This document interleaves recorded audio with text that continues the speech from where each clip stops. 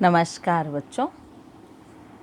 हिंदी लोक भारती कक्षा 10वीं में पद्य विभाग छापा में आप सभी का हार्दिक स्वागत है।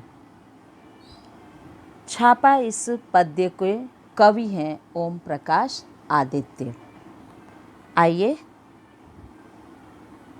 इनसे हम पहले अपना परिचय कर लें। जन्म 1936 गुरुग्राम हरियाणा, मृत्यु 2009 भोपाल मध्य प्रदेश। परिचय: ओम प्रकाश आदित्य हिंदी की वाचिक परंपरा में हास्य व्यंग्य के शिखर पुरुष होने के साथ साथ छंद शास्त्र तथा काव्य की गहनतम संवेदना के पारखी थे। आप हिंदी कवि सम्मेलनों में हास्य व्यंग्य के पुरोधा थे। प्रमुख कृतियाँ: इधर भी गधे हैं उधर भी गधे हैं, मॉडर्न शादी, गोरी बैठी छत पर, काव्य संग्रह आदि। पद्य संबंधी, इनके पद्य संबंधी क्या विचार हैं आइए देखते हैं आदित्य जी के। प्रस्तुत हास्य व्यंग्य कविता में कवि ने आयकर विभाग के छापे के माध्यम से आम आदमी की आर्थिक स्थिति, छापा मारने वालों की कार्य प्रणाली को दर्शाया है। कवि द्वारा किया गया छापे का वर्णन व्यंग्यात्मक हास्य उत्पन्न करता है।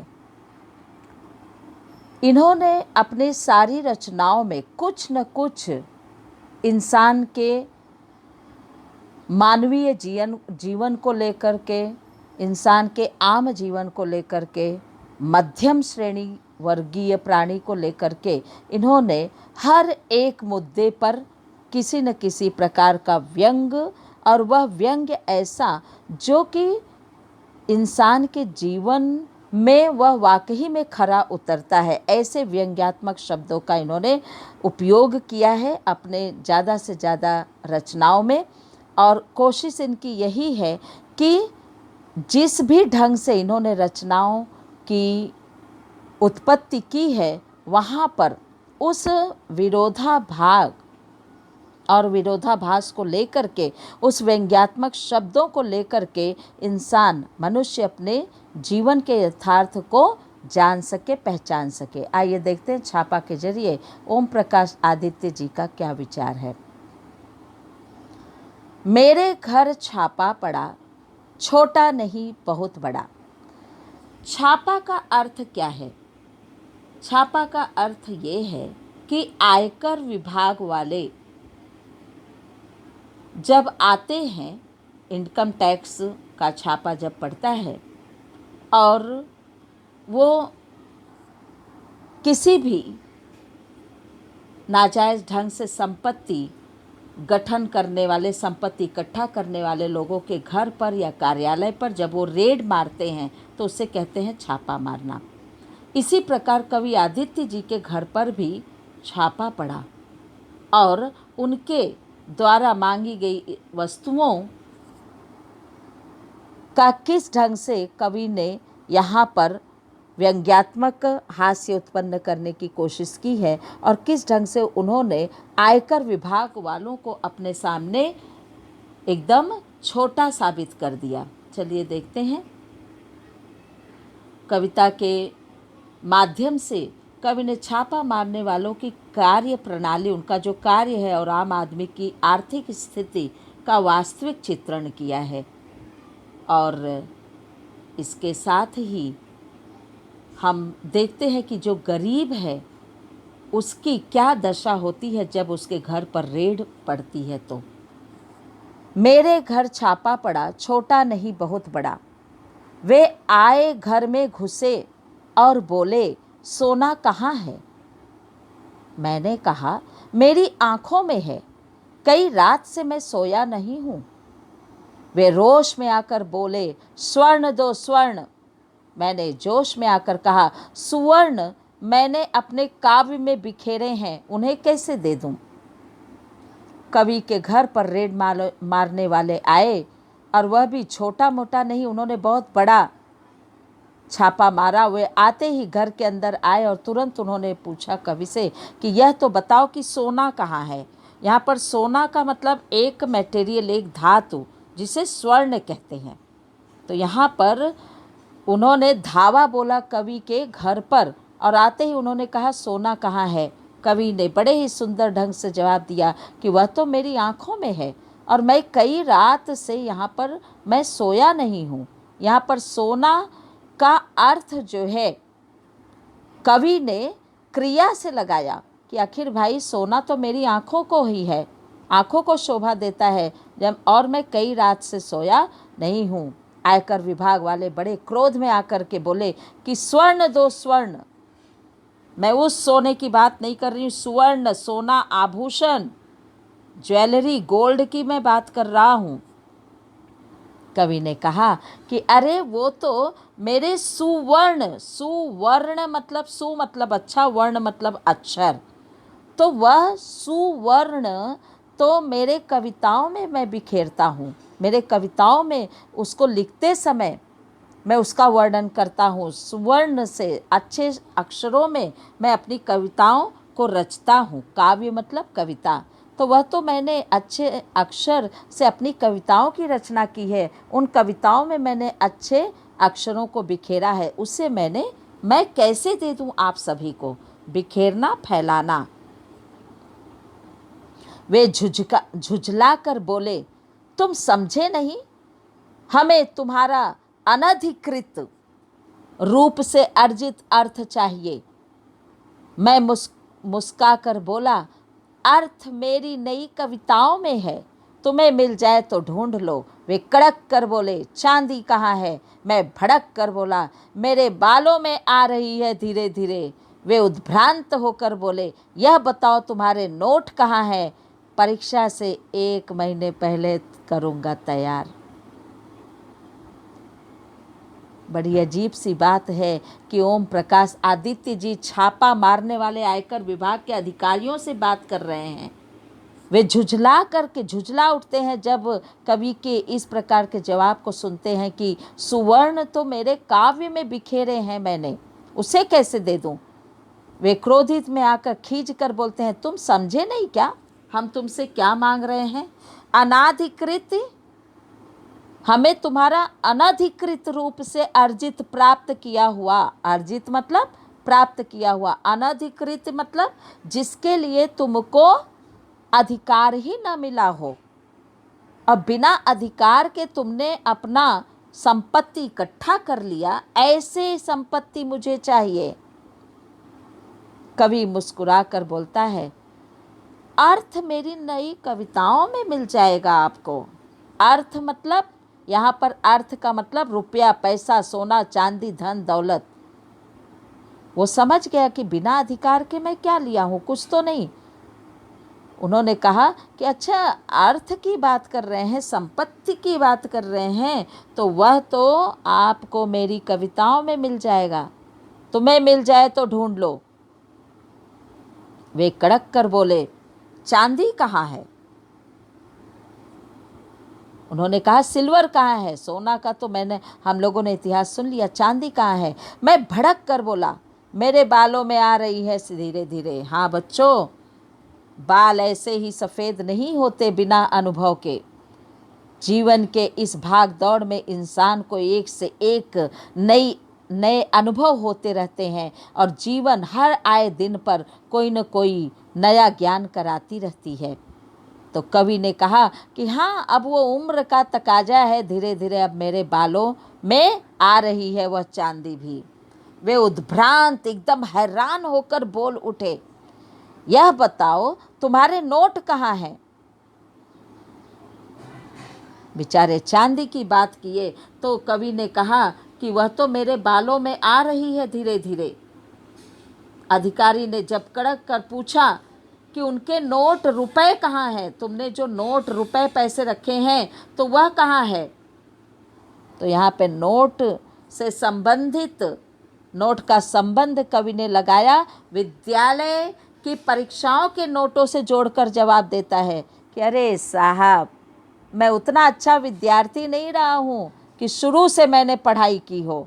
मैं जो है परीक्षा के 1 महीने पहले बैठकर दिन रात एक करके तन मन लगा दूंगा और अच्छा नोट तैयार करूंगा और वही पढ़ूंगा और तुरंत परीक्षा दे करके पास हो जाऊंगा।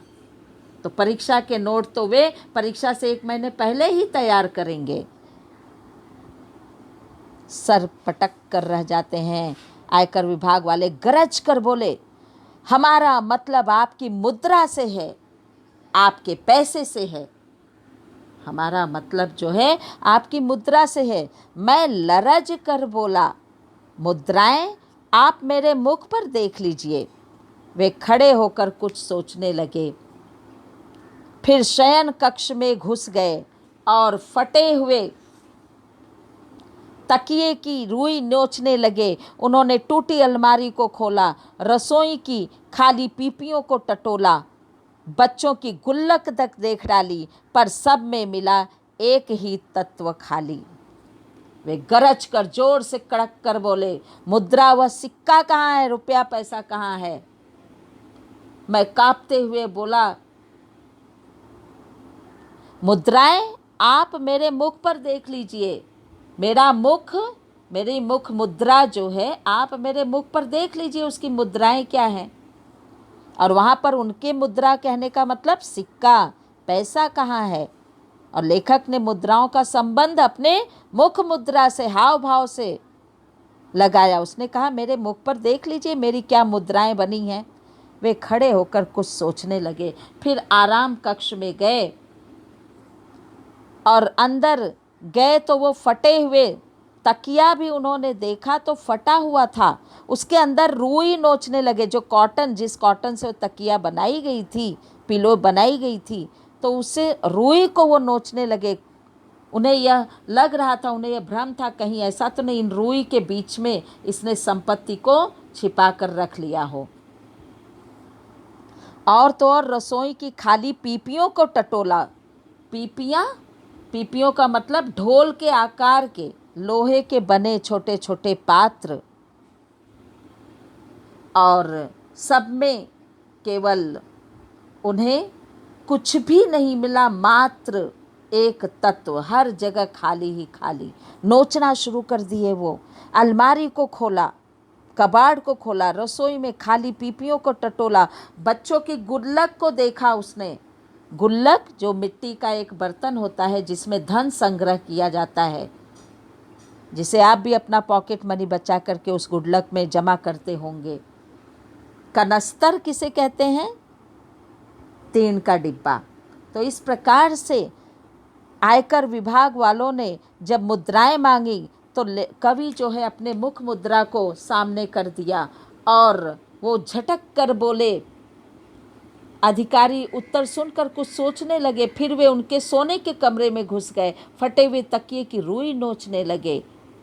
कवि कहता है कि अधिकारियों ने उनकी टूटी हुई अलमारी को खोली, उनके रसोइयों में खाली पड़े पीपों को टटोला, बच्चों के गुडलक को खोल खोल कर दिखा, सब कुछ खाली था।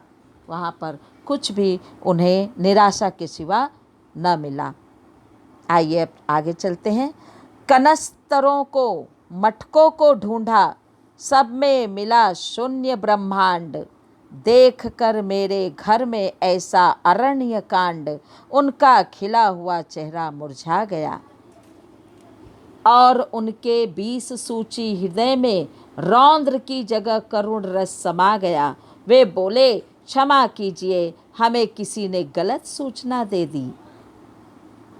कनस्तरों को मतलब, कनस्तर मतलब टीन का डिब्बा, टीन का चौखुटा पीपा जिसे कहते हैं, डिब्बे। मटका मिट्टी का घड़ा, शून्य ब्रह्मांड, रिक्त संसार, पूरा घर खाली खाली मिला। अरण्य कांड, यहाँ पर सब कुछ बिखरा हुआ था। उनका चेहरा उदास हो गया, उनका चेहरा जो है निराशा में बदल गया। चारों तरफ केवल क्रोध ही क्रोध था। और जब उन्होंने कनस्तरों को, मटकों को ढूंढा, कुछ भी नहीं मिला, तो उन्हें ऐसे लगा कि यहाँ तो कुछ भी नहीं है, पूरा संसार ही एकदम खाली पड़ा है। यहाँ पे लेने के लिए या रेड मारने के लिए इनके पास कुछ भी नहीं है इनकी सूची में। जहाँ पर वो इतने क्रोधित थे, उनकी क्रोधित मुद्रा जो है वह करुण रस में बदल गई। करुण, दया, अनुकंपा। उन्हें पश्चाताप होने लगा कि वो क्यों कवि के घर पर आए और उन्होंने इस ढंग से चोरी की। और यही तो यही और तो और, अब वो इतना परेशान हो गए थे कि उन्हें समझ में नहीं आ रहा था कि ऐसी गलती उन्होंने कैसे कर दी।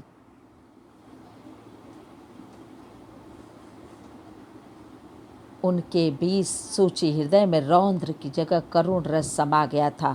वे बोले, क्षमा कीजिए, हमें किसी ने गलत सूचना दे दी है। अपनी असफलता पर वे मन ही मन पछताने लगे, सिर झुकाकर वापस जाने लगे। मैंने उन्हें रोककर कहा, ठहरिए। आयकर विभाग वाले, जहाँ पर उन्होंने रौद्र रूप धारण कर लिया था, क्रोध से एकदम उनकी चरम सीमा पार कर गई थी, वहाँ पर अचानक जब पूरे घर को उन्होंने टटोल कर नोच नोच कर वो उन्होंने देख लिया था, निरीक्षण कर लिया था, तो उनका वह रौद्र रूप करुणा रूप में बदल गया था, करुण रस में कन्वर्ट हो गया था, परिवर्तित हो गया था। वो पछताने लगे और वे बोले कि क्षमा कीजिए, हमें गलत सूचना दे दी गई थी।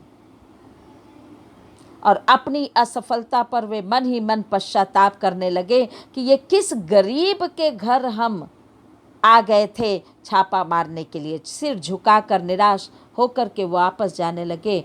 और इतने में कवि आदित्य जी ने उन्हें रोक करके कहा, ठहरो, सिर मत धुनिए, मेरी एक बात सुन लीजिए, मेरी एक बात सुनिए। मेरे घर में अधिक धन होता तो आप ले जाते, और जब मेरे घर में बिल्कुल धन नहीं है तो आप मुझे कुछ देकर क्यों नहीं जाते? जिनके घर में सोने चांदी के पलंग और सोफे हैं, उन्हें आप निकलवा लेते हैं, बहुत अच्छी बात है, निकलवा लीजिए। पर जिनके घर में बैठने को कुछ भी नहीं, उनके यहाँ कम से कम एक तख्त तो डलवा दीजिए। कितनी सुंदर बात कही है आदित्य जी ने कि इतना सिर मत धुनिए, इतने पश्चाताप मत कीजिए, सिर मत झुकाइए, आप शर्मिंदा मत होइए, इतनी शर्मिंदगी होने की बात नहीं है। हाँ, ये एक बात मैं कहना चाहता हूँ कि जिसके अगर मेरे घर में अधिक धन दौलत रुपया पैसा होता तो आप ले जाते, लेकिन अगर मेरे पास कुछ भी नहीं है तो जहाँ पे आप इतना इकट्ठा करते हैं, कम से कम मुझे कुछ उसमें से कुछ चीज़ें तो मुझे दे जाते, कुछ चीज़ें तो दे दीजिए। मैं मानता हूँ जिनके घर में सोने चांदी के पलंग हैं, सोफे हैं, रुपया पैसा धन दौलत सब कुछ सारी सुविधाओं से वह घरा भरा पूरा है, निश्चित है आप आयकर विभाग के हैं, आपका हक है, आप रेट डालिए, उन्हें निकलवा लीजिए, बहुत अच्छी बात है। लेकिन क्या मैं एक बात जान सकता हूँ कि जिस गरीब के घर बैठने के लिए एक पाट भी नहीं है, क्या उसके यहाँ आपके पास इतना अधिकार है कि कम से कम एक तख्त तो डलवा देते कि ताकि वह बंदा भी अपने घर की ज़मीन पर बैठ करके कुछ पल राहत की सांस ले लेता। बड़े आश्चर्य की बात थी कि जिस घर में टूटी हुई कुर्सी भी नहीं है, उस घर में आप लोग कुछ भी नहीं करते। बस आपको चाहिए कि अच्छे रुपए पैसे धन दौलत वाला घर, ताकि उसमें आप का काम हो सके, आपकी इज्जत बढ़ सके, आपके मान मर्यादा बढ़ सके, लेकिन उस गरीब के बारे में आप तनिक भी नहीं सोचते जिसके घर में खाने के लाले पड़े हैं, जिनका यह भी ठिकाना नहीं कि एक वक्त की रोटी वह मिल रहा है तो दूसरे वक्त की रोटी उसे मिलेगा या नहीं मिलेगा। कवि ने इस व्यवस्था पर एक जटिल प्रश्न भी पूछा कि बिना अधिकार से प्राप्त किया हुआ धन आप अपने अधिकार में कर लेते हैं, लेकिन जो अधिकार रूप से प्राप्त किया हुआ इनकम है, पैसे हैं, अगर उनसे उनका पेट नहीं भरता, एक आम आदमी, एक गरीब का पेट नहीं भरता है, ईमानदारी से रुपए कमाने के बाद भी यदि वह अपने परिवार की परवरिश नहीं कर पाता, अपना पालन पोषण नहीं कर पाता, तो क्या उन सब की सहायता करने के लिए कुछ व्यवस्था आपके पास है? आप ऐसे लोगों की व्यवस्था क्यों नहीं करती है आपकी सरकार? और इस प्रकार से आयकर विभाग को लज्जित होकर के वहाँ से जाना पड़ा बिना कुछ बोले हुए। तो आज की यह दशा है।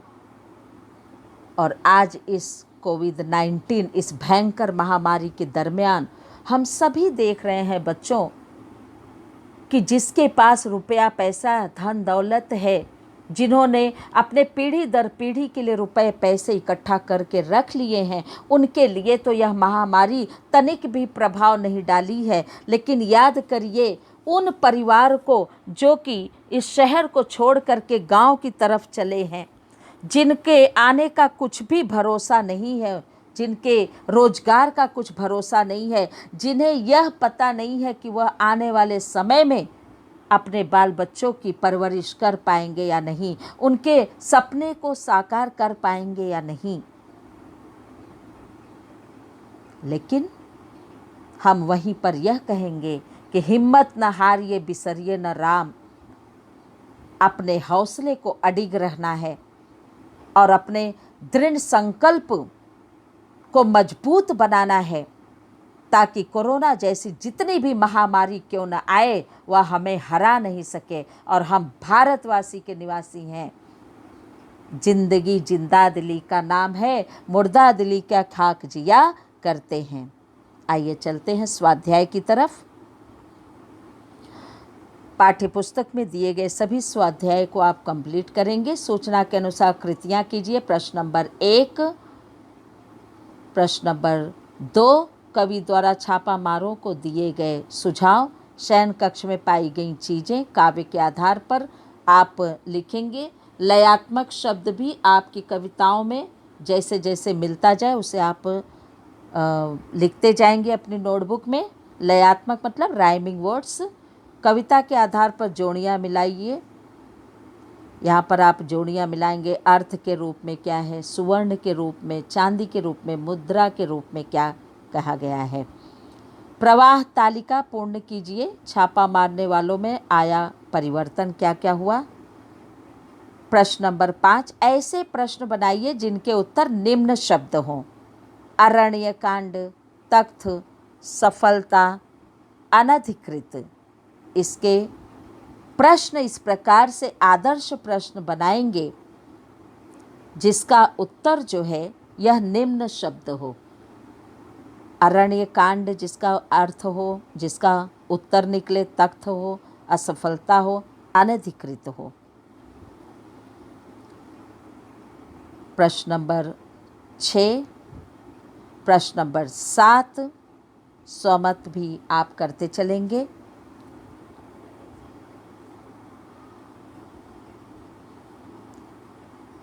आपका गृह कार्य आपकी पाठ्य पुस्तक में ही दिया गया है। पेज नंबर 66 पर आप देखेंगे। सूचना के अनुसार कृतियाँ कीजिए और कविता के पंक्तियों का भावार्थ सरल हिंदी में लिखेंगे। धन्यवाद बच्चों। Stay home, stay safe.